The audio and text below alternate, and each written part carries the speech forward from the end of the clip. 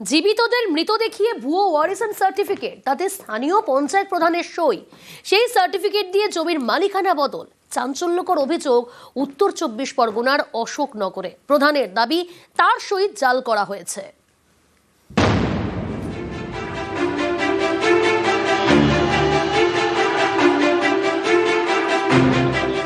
উত্তর 24 পরগনার অশোকনগর। এখানকার শ্রীকৃষ্ণপুর পঞ্চায়েত এলাকার বাসিন্দা ফতেজল বান্দা প্রায় 53 বছর আগে বাড়ির কাছে একটি কৃষি জমি কেনেন স্ত্রী রাবিয়া বিবি বান্দার নামে।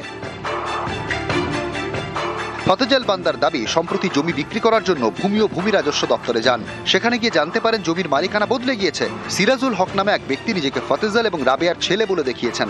ভুয়ো ডেথ সার্টিফিকেট বের করে ফতেজলদের মৃত দেখিয়েছেন। তারপর নিজের নামে বের করেছেন ওয়ারিশন সার্টিফিকেট। মৃত আপনাদের জমি অন্য কারো নামে আছে, অন্য কেউ ওয়ারিশন সার্টিফিকেট বেরিয়ে গেছে। আপনারা কি বেঁচে আছেন না মারা গেছেন? আদৌ দেখুন, আপনার আরো লোক তো আছে, আর মারা গেছি কি জানতো। ছেলে মেয়ে একটাও নেই, আমার হয়নি, একদম আসলে আদৌ হয়নি। এইটা এই বিচার আপনারাই করবেন। এই ওয়ারিশন সার্টিফিকেটে শ্রীকৃষ্ণপুর পঞ্চায়েত প্রধানের সইও রয়েছে বলে দাবি। আমি অসুস্থতার কারণে জমি বিক্রি করবো বলে আমি আমার নাতিরই বলে এটা ডাকতো। এবার ফেসবুকে দেখতে দাদা জমি তো দাদির নামে নেই, তবে না অমুক রেজিস্ট্রি হয়েছে, ওয়ারিশন সার্টিফিকেট বের করেছে প্রধান। আপনারা তো মৃত হয়ে গেলেন, এখানে তো কাগজে দেখা যাচ্ছে আপনারা মারা গেছেন। কাগজে মৃত, কিন্তু আমরা তো এমনিই বেঁচে আছি এবং প্রমাণ সেটা হোক। অভিযোগটা সম্পূর্ণ মিথ্য। ওরা কেউ আমার আত্মীয়ও না। একটা ওয়ারেশন বেরিয়েছে, ওয়ারেশনটাও জাল এবং সইটাও জাল। আমার পঞ্চায়েতে এরকম কোনো নথি নেই যে ওই ওয়ারেশনটা পঞ্চায়েত থেকে ইস্যু হয়েছে। অশোকনগর থানায় লিখিত অভিযোগ জানিয়েছেন পঞ্চায়েত প্রধান। উত্তর 24 পরগনা থেকে জিয়াউল আলম, নিউজ 18 বাংলা। কয়েক দশকের দাবি অবশেষে পূরণ হতে চলেছে। শনিবার জলপাইগুড়িতে কলকাতা হাইকোর্টের সার্কিট বেঞ্চে স্থায়ী ভবনের উদ্বোধন। এ যেন ঠিক কলকাতা হাইকোর্ট, তবে কলকাতায় নয়, জলপাইগুড়িতে।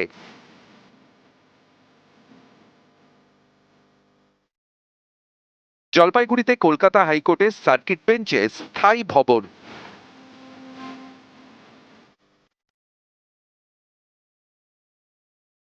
শনিবার জলপাইগুড়ি শহর ঘেঁষা পাহাড়পুরে এই স্থায়ী ভবনের উদ্বোধন।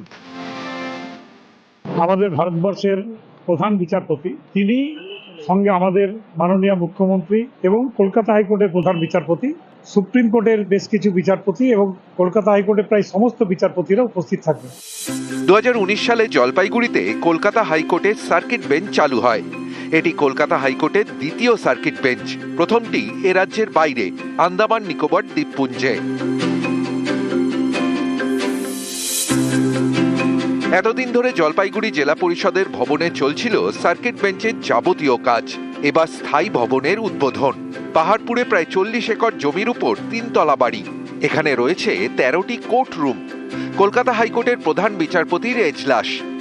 জলপাইগুড়ি সার্কিট বেঞ্চের এই স্থায়ী ভবন তৈরি করতে খরচ হয়েছে প্রায় 501 কোটি টাকা।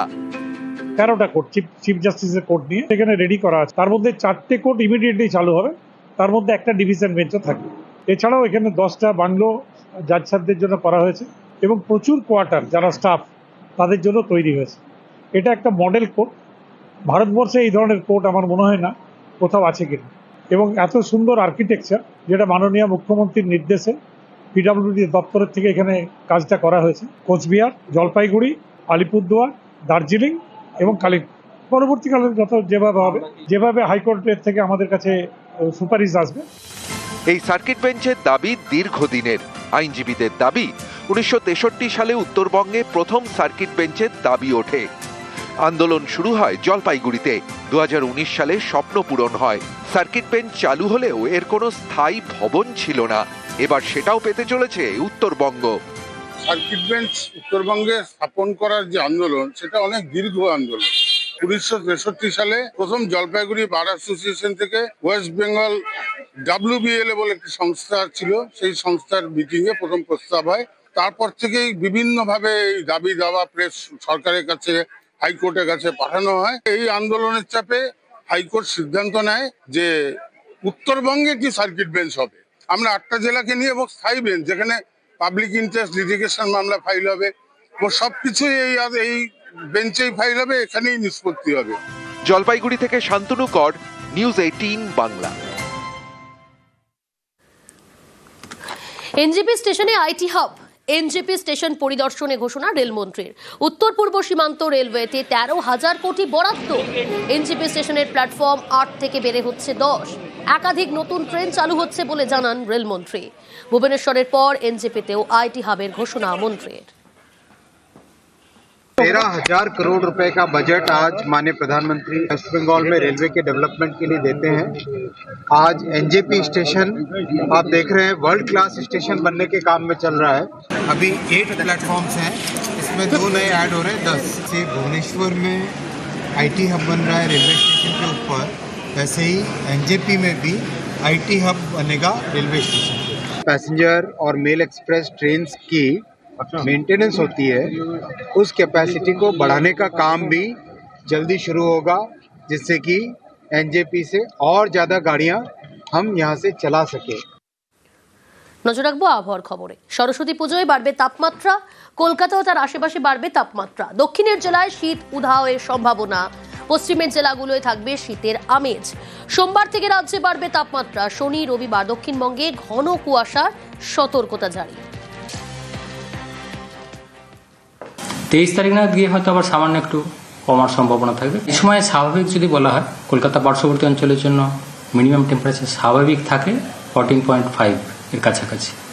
তো 23 তারিখ নাগাদ সেই রকমই 14 থেকে 15 মধ্যেই থাকার সম্ভাবনা থাকছে এবং দিনের তাপমাত্রা প্রায় 25 ডিগ্রি কাছাকাছি থাকার সম্ভাবনা। জীবিতদের মৃত দেখিয়ে ভুয়ো ওয়ারিশন সার্টিফিকেট, তাতে স্থানীয় পঞ্চায়েত প্রধানের সই। সেই সার্টিফিকেট দিয়ে জমির মালিকানা বদল। চাঞ্চল্যকর অভিযোগ উত্তর 24 পরগনার অশোকনগরে। প্রধানের দাবি তার সহিত জাল করা হয়েছে।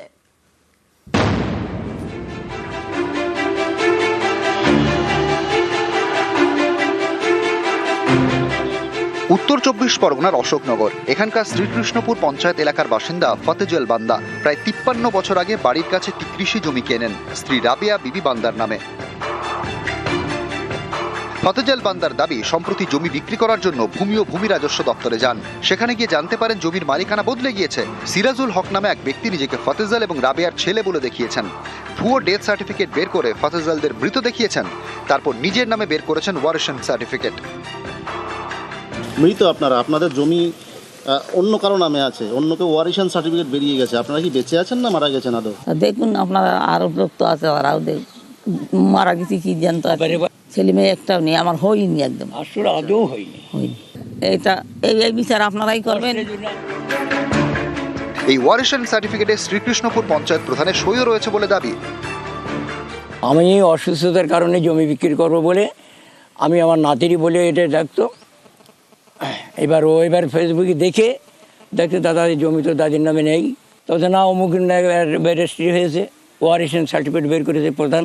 আপনারা তো মৃত হয়ে গেলেন, এখানে তো কাগজে দেখা যাচ্ছে আপনারা মারা গেছেন। কাগজে মৃত কিন্তু আমরা তো এমনিই বেঁচে আছি এবং প্রমাণ সেটা হোক। অভিযোগটা সম্পূর্ণ মিথ্য। ওরা কেউ আমার আত্মীয়ও না। একটা ওয়ারেশন বেরিয়েছে, ওয়ারেশনটাও জাল এবং সইটাও জাল। আমার পঞ্চায়েতে এরকম কোনো নথি নেই যে ওই ওয়ারেশনটা পঞ্চায়েত থেকে ইস্যু হয়েছে। অশোকনগর থানায় লিখিত অভিযোগ জানিয়েছেন পঞ্চায়েত প্রধান। উত্তর 24 পরগনা থেকে জিয়াউল আলম, নিউজ 18 বাংলা।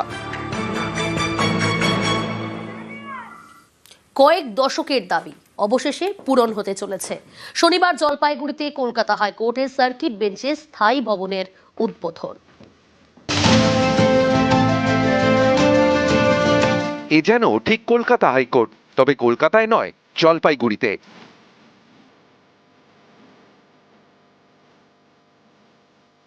জলপাইগুড়িতে কলকাতা হাইকোর্টের সার্কিট বেঞ্চে স্থায়ী ভবন।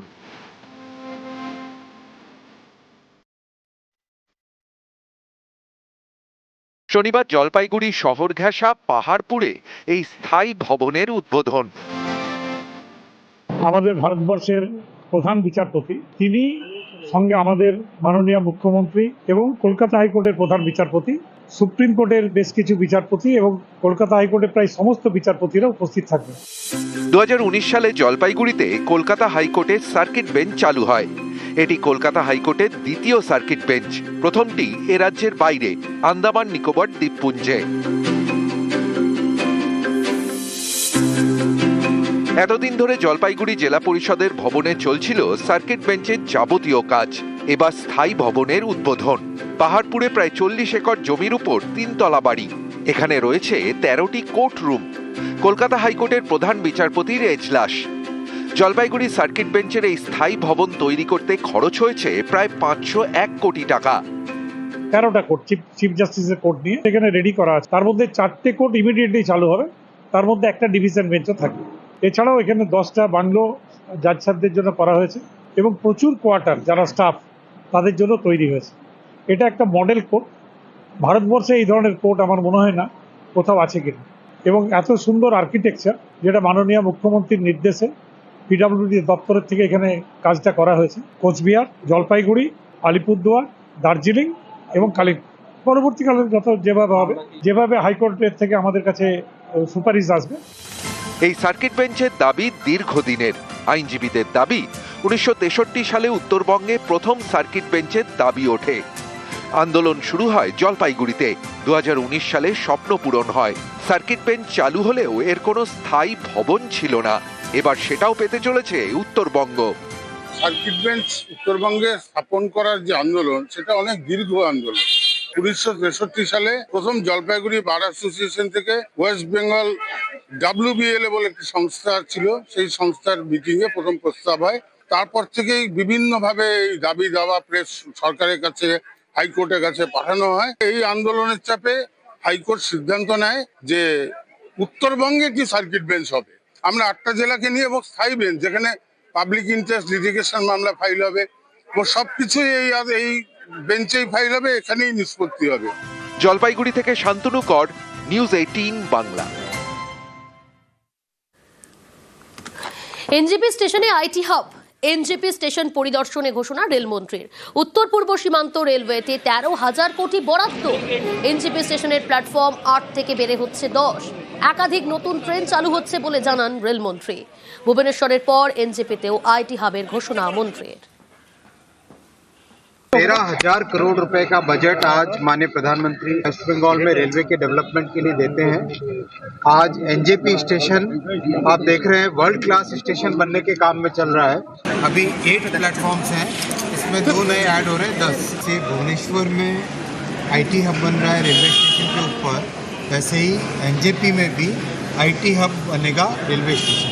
पैसेंजर और मेल एक्सप्रेस ट्रेन की मेंटेनेंस होती है, उस कैपेसिटी को बढ़ाने का काम भी जल्दी शुरू होगा, जिससे कि एनजेपी से और ज़्यादा गाड़ियां हम यहां से चला सके। নজর রাখবো আবহাওয়ার খবরে। সরস্বতী পুজোয় বাড়বে তাপমাত্রা। কলকাতা ও তার আশেপাশে বাড়বে তাপমাত্রা। দক্ষিণের জেলায় শীত উধাওয়ের সম্ভাবনা। পশ্চিমের জেলাগুলোয় থাকবে শীতের আমেজ। সোমবার থেকে রাজ্যে বাড়বে তাপমাত্রা। শনি রবিবার দক্ষিণবঙ্গে ঘন কুয়াশার সতর্কতা জারি। 23 তারিখ নাগাদ গিয়ে হয়তো আবার সামান্য একটু কমার সম্ভাবনা থাকবে। এই সময় স্বাভাবিক যদি বলা হয়, কলকাতা পার্শ্ববর্তী অঞ্চলের জন্য মিনিমাম টেম্পারেচার স্বাভাবিক থাকে 14.5 এর কাছাকাছি। তো 23 তারিখ নাগাদ সেই রকমই 14 থেকে 15 মধ্যেই থাকার সম্ভাবনা থাকছে এবং দিনের তাপমাত্রা প্রায় 25 ডিগ্রি কাছাকাছি থাকার সম্ভাবনা।